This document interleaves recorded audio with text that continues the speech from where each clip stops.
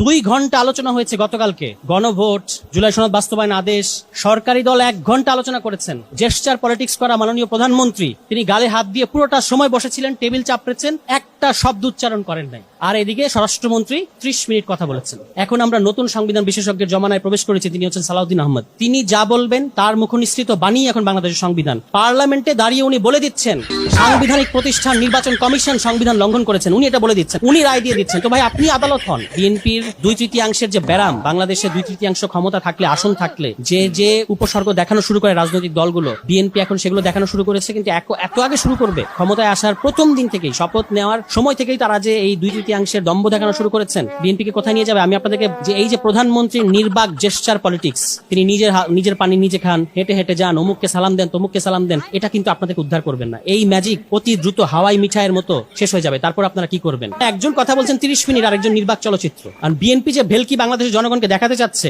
তাদের ধারণা হচ্ছে যে এটা কেউ বুঝতে পারছে না। কিন্তু কত দ্রুত এটা ব্যাকফায়ার করবে এটা সময়ই বলে দেবে। তখন এই আন্দালিব রহমান পার্থ থাকবে না। এই আন্দালিব রহমান পার্থ কিংবা ওই যে পেছনে বসা জুনায়েদ সাকি, যিনি সংবিধান সংস্কার পরিষদের সবচেয়ে বেশি ক্রেডিট নিতেন বাংলাদেশে, ওই যে আন্দালিব রহমান পার্থ যখন বললেন কোথায় পাইছেন এই সংবিধান সংস্কার পরিষদ, পেছনে মুখ থমথম করে বসা হচ্ছে জুনায়েদ সাকি। তো ভাই জুনায়েদ সাকিকে জিজ্ঞেস করেন কোথায় উনি পেয়েছিলেন, উনি তো এটার কৃতিত্ব নেন সবচেয়ে বেশি। এখন অবশ্য মুখে চুপ। আমাদেরকে নির্বাচনের আগে জুনায়েদ সাকি বলতেন, মানে সাকি ভাই, আমাদের প্রিয় সাকি ভাই, বিএনপির সাথে যে যাবো, আবার তো বের হয়ে আসার একটা রাস্তা তো রাখতে হবে। এখন আমি দেখি যে আপনি কোন দিক দিয়ে বের হয়ে আসেন, এটা আমরা দেখবো। প্রতিমন্ত্রী তো হয়ে গেছেন, আমাদেরকে বলছেন যে আসর সবাই একসাথে বিএনপির কাছে যাই, তারপর আবার বের হয়ে আসার একটা রাস্তা আমাদেরকে রাখতে হবে। এখন কোন ভাবে আপনি যান? এই বিএনপির সাথে ছোট ইনু হয়ে কতদিন থাকতে পারেন? মন্ত্রীও তো বানায় নাই, প্রতিমন্ত্রী বানিয়েছে। ছোট মেনন হয়ে কতদিন থাকতে পারেন সেটা আমরাও দেখব। ট্রফি নিয়ে দৌড়াচ্ছে বিএনপি, এই হচ্ছে এখনকার পরিস্থিতি।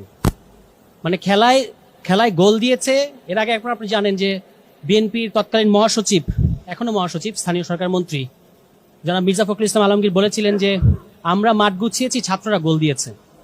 তো পরে আমি বললাম যে আসলে ছাত্ররা গোল দিয়েছে এটা সত্য, এখন ট্রফি নিয়ে দৌড়াচ্ছেন আপনারা, এই হচ্ছে অবস্থা।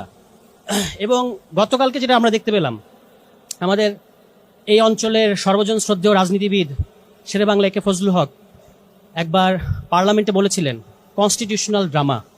গতকালকে আমরা আসলে একটা কনস্টিটিউশনাল ড্রামা দেখলাম।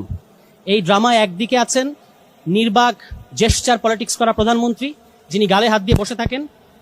2 ঘন্টা আলোচনা হয়েছে গতকালকে, জুলাই সনদ, গণভোট, জুলাই সনদ বাস্তবায়ন আদেশ ইত্যাদি প্রশ্নে গতকালকে 2 ঘন্টা আলোচনা হয়েছে।